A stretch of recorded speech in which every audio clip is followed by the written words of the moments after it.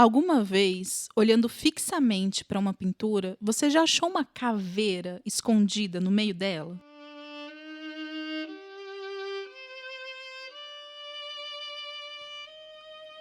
Muitos artistas durante o século XVII colocavam em seus quadros algum símbolo para nos lembrar da nossa mortalidade.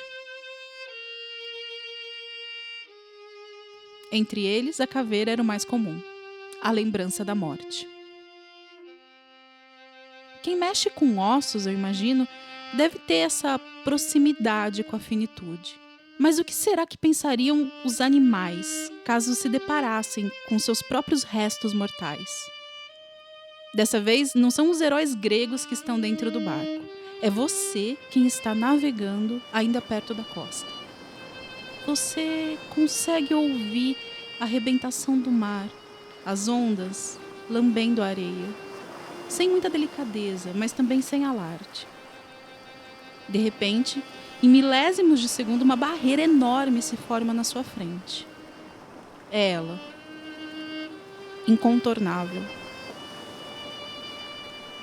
Baleia e morte a um só tempo. Uma baleia enorme, morta, boiando na sua frente, em busca do seu funeral.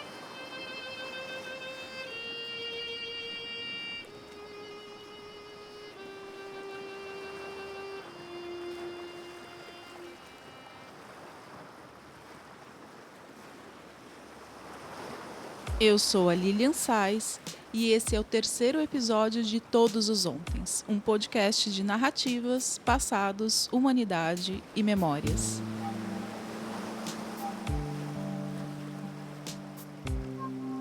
O nosso ontem de hoje é o ano 2000.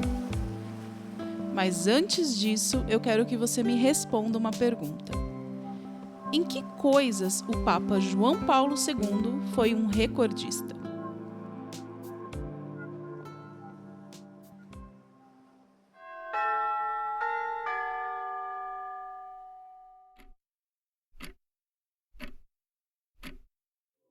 O Papa João Paulo II acordou de manhã, num dia qualquer, absolutamente normal para um Papa. Pegou um café, abençoou a humanidade, sentou com a xícara na mão, abriu o jornal e deu de cara com seu próprio obituário. Algum tempo depois, o Papa João Paulo II acordou de manhã num dia qualquer, absolutamente normal para um Papa. Ele pegou um café, abençoou a humanidade, sentou com a xícara na mão, abriu o jornal e deu de cara com o seu próprio obituário. Sim, aconteceu mais de uma vez. E o pior é que algum tempo depois disso, num outro dia, o Papa João Paulo II acordou de manhã. O Papa João Paulo II teve seu obituário publicado antes da hora em 3 ocasiões diferentes, o que faz dele um recordista. Você já se imaginou nessa situação? Abrir o jornal e ler o seu próprio obituário nele.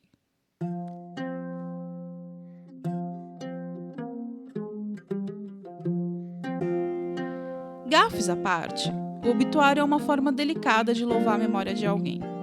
É também uma maneira humilde de mostrar que a gente entende a lógica da vida. Não importa muito quando um obituário sobre alguém é escrito. Em algum momento, ele vai ser usado. Como cada sociedade, a cada tempo, construiu formas de preservar as suas memórias. Para os gregos antigos, eram os poemas os responsáveis por imortalizar, através da palavra, as histórias daqueles grandes heróis que, dentro de barcos, iam para as guerras buscar os seus grandes feitos. E depois, se tudo corresse bem, o retorno para casa. Fugindo, claro, dos desvios que poderiam ser provocados por diversos obstáculos, como as sereias do episódio 1, lembra? Houve um tempo, séculos depois, em que os quadros e as pinturas faziam um registro para a posteridade da imagem de alguém. E depois das pinturas, veio a fotografia. A imagem que é gravada no papel ou na tela e captura um momento, um lugar, uma pessoa e permanece. Qual é a primeira foto que você tem de você, a mais antiga? E qual é a última, a mais recente? Uma vez eu li numa reportagem um especialista dizendo que a fotografia era filha da morte. Porque entre os seus primeiros usos, um dos mais comuns era tirar uma última foto de alguém que tinha acabado de morrer. E muitas vezes, essa última foto era também a primeira.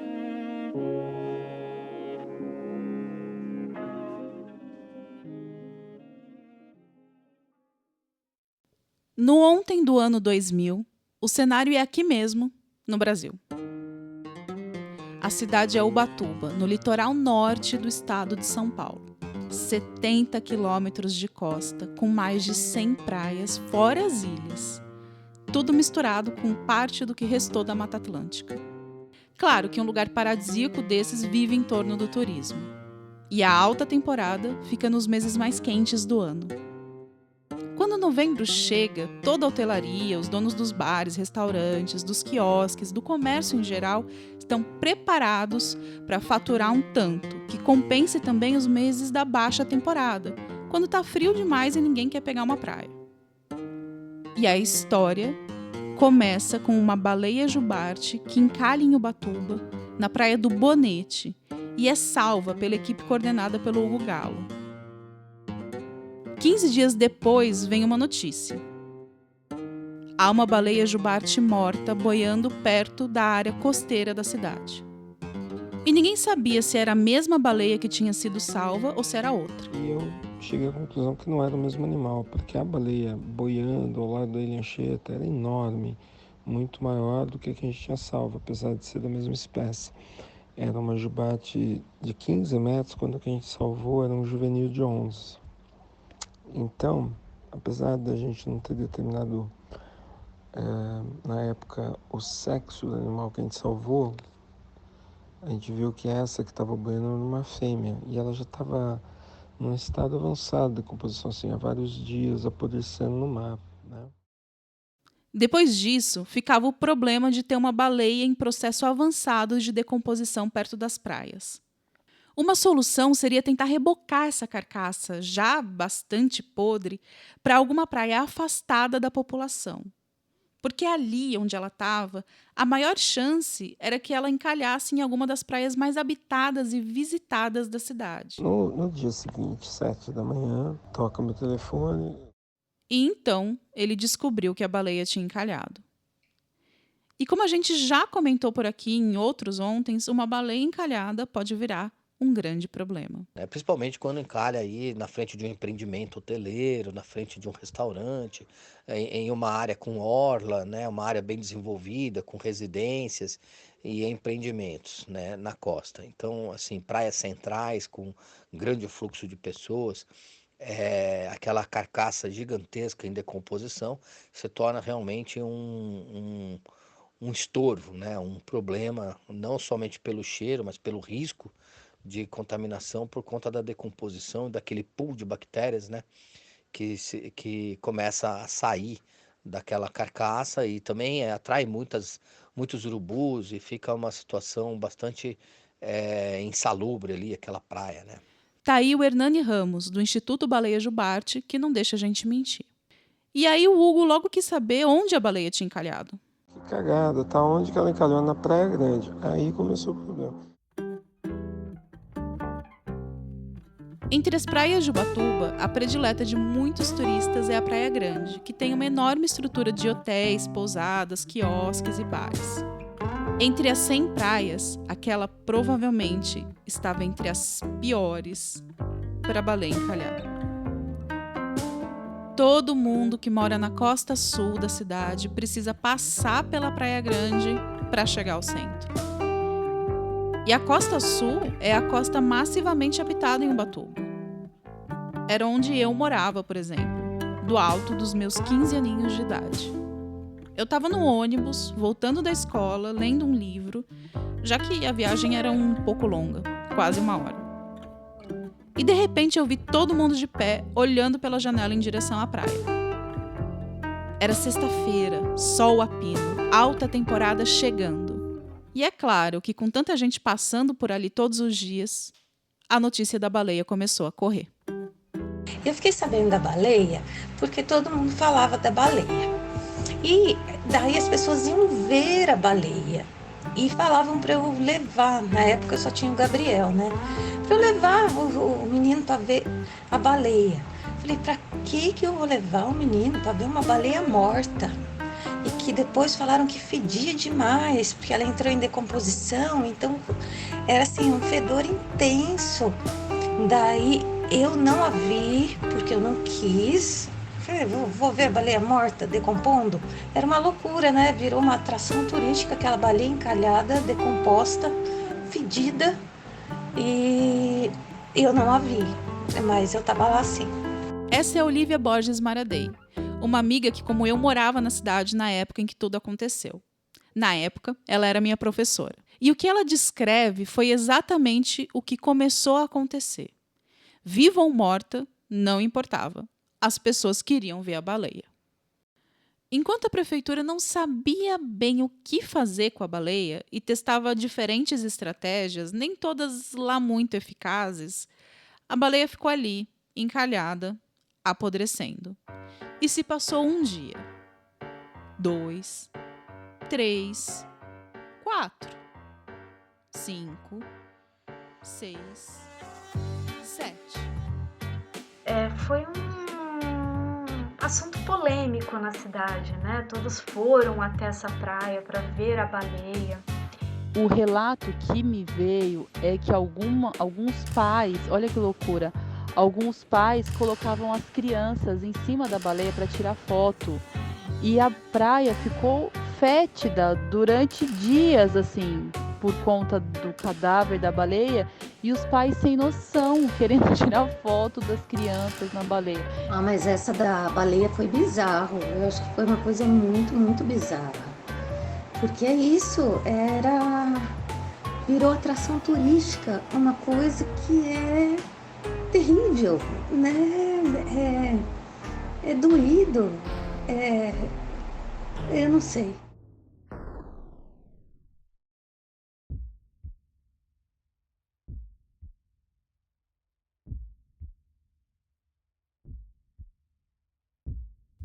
A gente sabe que hoje muita gente chega a colocar sua vida em risco para tirar a selfie perfeita.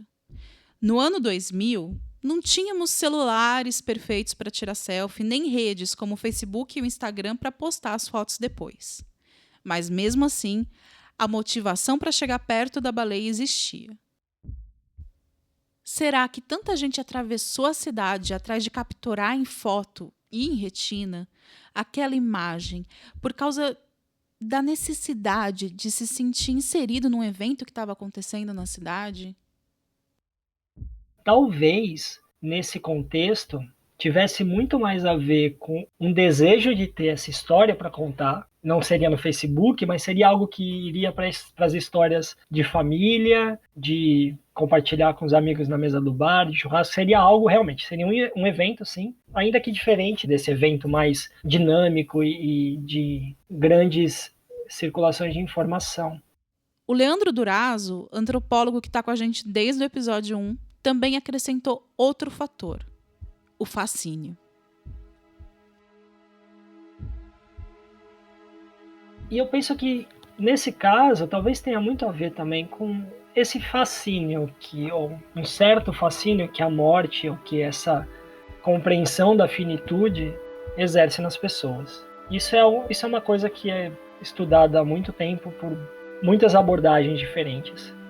Tem grandes epopeias, a literatura inteira do mundo todo sempre lida com essa mortalidade, com essa finitude de algum modo. As próprias ciências sociais e outras ciências lidam com esse tipo de atração e repulsa, porque é um fenômeno que mobiliza, né? É um fenômeno que mobiliza. E aí no sentido de uma mortalidade bem genérica, tipo, qualquer mortalidade tende a, ou quase qualquer impacto essas mortes causam, pelo menos à primeira vista. Agora é engraçado, porque no caso de uma baleia, é um bicho enorme, né? Ele é tipo uma metáfora do fundo do mar, é uma coisa que a gente não tem o menor contato. E ela vindo do jeito que vem, encalhando na praia, considerando que grande parte do que as pessoas entendem, conhecem, vivem do mar é a praia. Eu cresci no litoral também. As pessoas que crescem no litoral podem amar o mar, podem não conseguir viver longe do mar, mas pouquíssimas dessas pessoas realmente conhecem o mar. A gente conhece a faixa ali, costeira, a areia, a gente entra um pouquinho e volta. Né? Rema um pouco, veleja um pouco, mas não é grande coisa. E aí quando vem uma representação do mar encalhar na areia, isso me parece que tem outra grandiosidade, sabe? É uma baleia, é uma coisa que ressoa.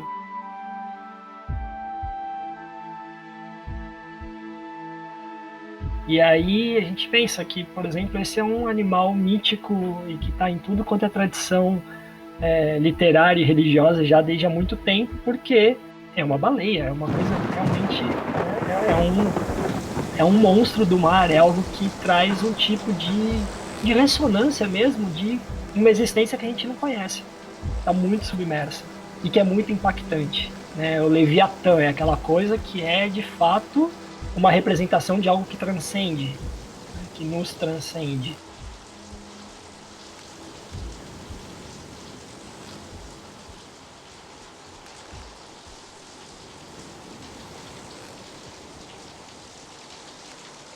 E quando a gente sai perguntando por aí, ninguém se nega a falar da baleia que ficou apodrecendo por 8 dias na praia antes de ser enterrada. Pelo contrário, todo mundo queria dar a sua versão da história. Por isso, eu consegui falar com várias pessoas. A própria Olivia, que estava acompanhando esse nosso projeto desde o começo, perguntou sobre a baleia para mais duas, a Rosimeire Guimarães e o Josias Rodrigues. E claro que eles também tinham que contar. Olivia, lembrar da baleia? Eu lembro. Porque eu passava de ônibus ali e via a baleia encalhada. Eu sei que ela foi enterrada por ali mesmo, mas o que você quer saber? Do quê? O que você quer que eu falo? Ah, tá. Você quer falar sobre a baleia? Então, o que eu sei sobre a baleia é o seguinte, a baleia encalhou, ficou uns 8 dias, né, encalhada na praia. Aí tiveram que chamar a máquina para retirar ela, não tinha como retirar. Ela é muito pesada, muito grande. Daí então, que eu saiba que foram puxadas, aí tiveram que chamar 2 máquinas para poder arrastar ela. Não sabia o que fazer com ela, o que vão fazer com essa baleia. Aí decidiram o quê? Fazer um buraco do lado de um quiosque pro outro, que tem aquele vago acima da praia. Fizeram o buraco e as 2 máquinas grandes puxaram ela e jogaram no buraco. Para quê? Aí jogaram o cal em cima tudinho dela. Então foi assim que eu me lembro dela. Mas é uma baleia grande, tá bom? Sim, esse foi o final da história. Depois de tentar até rebocar a carcaça com um navio da Petrobras, erguê-la com guindaste, a baleia teve o seu funeral e foi enterrada ali, pertinho da praia. Bom, eu creio que todas as pessoas que moravam em Ubatuba naquela época ou estiveram aqui, de algum modo ainda se lembram da baleia. Eu acredito que quando surge algum fato parecido, automaticamente as pessoas trazem à memória aquele ocorrido, né? O que vivenciaram e o tamanho da baleia. Eu acho que isso daí tudo faz parte. Mas não creio que seja roda de conversa, né? Tudo bem que agora, 20 anos depois, não se fale mais todo dia sobre a baleia pelas ruas. Mas a história permanece sendo contada, de boca em boca, e depois de 2 décadas a gente já pode falar, de geração em geração. Mas a história não acaba aí. É engraçado, né? Eu gosto demais de uma frase de um grande arqueólogo que atualmente está nos Estados Unidos, né, na Universidade de Stanford, o Ian Morris, e ele fala, né, que a morte é tudo menos o fim, né? Então, no fundo né, assim, claro, né, em determinados sentidos, em determinados vieses, mesmo biológico, a gente cessa de existir, né, de ter as funções vitais, elas têm um fim. Mas, por outro lado, a gente tem uma gama, né, aí de fatores, né, para lidar com a morte, que os vivos lidam com a morte, que eu acho que faz com que a gente cria esse certo fascínio também, né, e como uma tentativa até de universal, né, digamos assim, de superar, né, essa aniquilação da existência, né, essa inexistência da pessoa, do indivíduo no mundo físico, né, no mundo dos vivos. Essa é a Camila Diogo de Souza, arqueóloga especialista em Grécia Antiga e especialmente em práticas mortuárias na região de Argos. Sabe os ossos voando em cima de um chafariz? Então, é verdade.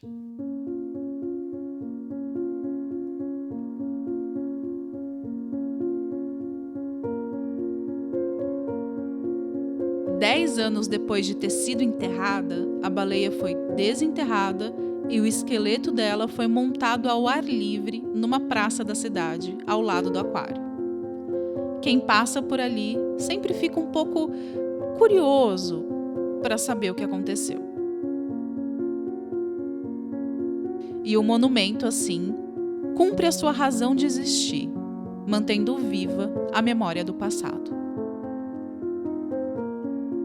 Hoje, ao escavar um túmulo de séculos e séculos atrás, como a Camila faz, é possível saber muitas coisas sobre os ontens da pessoa enterrada ali. Tinha muita febre quando criança? Se alimentava bem, com uma dieta variada? Andava a cavalo com muita frequência? Ou era uma tecelã? Todas essas informações são os ossos que nos contam. Pelos ossos das baleias, sabemos que elas eram mamíferos que andavam sobre a terra e que só depois se adaptaram e foram viver como animais marinhos. Sabemos que elas nem eram tão gigantes assim e que cresceram muito nos últimos séculos apenas. Tudo isso é a história dos ontens marcada nos ossos. São dados que não estão na nuvem, mas sim impressos dentro dos nossos corpos, prontos para durar mais séculos e séculos. Dados que não se perde nem se apaga. Além desses dados, claro, tem as narrativas que a gente continua contando. De mãe para filha, de tio para sobrinho. O que a gente viu e viveu. A baleia jubarte, encalhada na praia de Ubatuba, marcou a história da cidade. E, de algum modo, de muita gente que vivia ali. O que talvez a gente possa se perguntar é que diferença tudo isso fez para a baleia. O que sentiria uma baleia ao encontrar os ossos de uma jubarte alinhados, flutuando sobre um chafariz no centro de uma cidade turística? Desconforto? Calma? Medo? Algum tipo de humor? Uma vontade de cantar? Como humanos, nos reunimos ao redor de ossos através dos tempos e contamos histórias sobre eles. Outras histórias são eles que nos contam. E algumas outras simplesmente se perderam, ou estão sendo desenterradas e enterradas, desenterradas e enterradas. E entre nossos funerais e escavações, nossas memórias seguem, flutuando sobre as águas.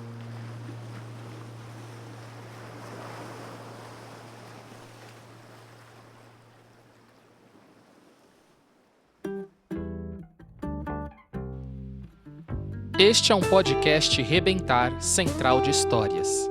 É som, mas pode ser colorido. A idealização, a montagem e a narração são minhas. A edição, o design de som e a trilha da vinheta são de Ricardo Terto. A concepção criativa e o roteiro desse episódio são assinados por nós dois. Participaram dessa edição Camila Diogo de Souza, Driele Oliveira, Hernani Ramos, Hugo Galo, Josias Rodrigues, Leandro Durazo, Olivia Borges Maradei, Patrícia Vieira Coelho e Rosimeire Guimarães. Os agradecimentos especiais vão para Olivia Borges Maradei, Patrícia Vieira Coelho, Paulo Nogueira e Roberto Ângelo de Oliveira, que ajudaram nos bastidores em diferentes momentos ao longo desses 6 meses de projeto e pesquisa. E hoje a gente vai encerrar com essa mensagem aqui, do oceanógrafo Hugo Galo. No dia do salvamento da baleia, que eu fiz, né? Eu estava com a minha mulher Aberê, que é do Tamar, eu fui com a minha equipe do aquário, a gente chegou lá logo cedo, a baleia tinha encalhado acho que às 3 da manhã, às 10 da manhã a gente chegou lá, e a gente conseguiu ativar uma rede de contatos, inclusive a Petrobras, os bombeiros que mandaram, foram 2 navios, e a gente usou um deles para desencalhar a baleia. O que é legal disso é que é o primeiro caso de uma baleia que depois de 8 anos que foi resgatada, foi reencontrada na Baía em Abrolhos, e é por isso que a gente publicou o trabalho. E é a prova de que vale a pena salvar baleias, porque todo mundo, os técnicos, os cientistas às vezes falam, a baleia encalhou porque ela estava mal, não tem que usar toda essa energia, todo esse esforço para salvar a baleia. Está aí a prova de que vale a pena salvar a baleia, porque a gente salvou a baleia, ela estava lá em Abrolhos se reproduzindo, saltando num grupo, super legal a história.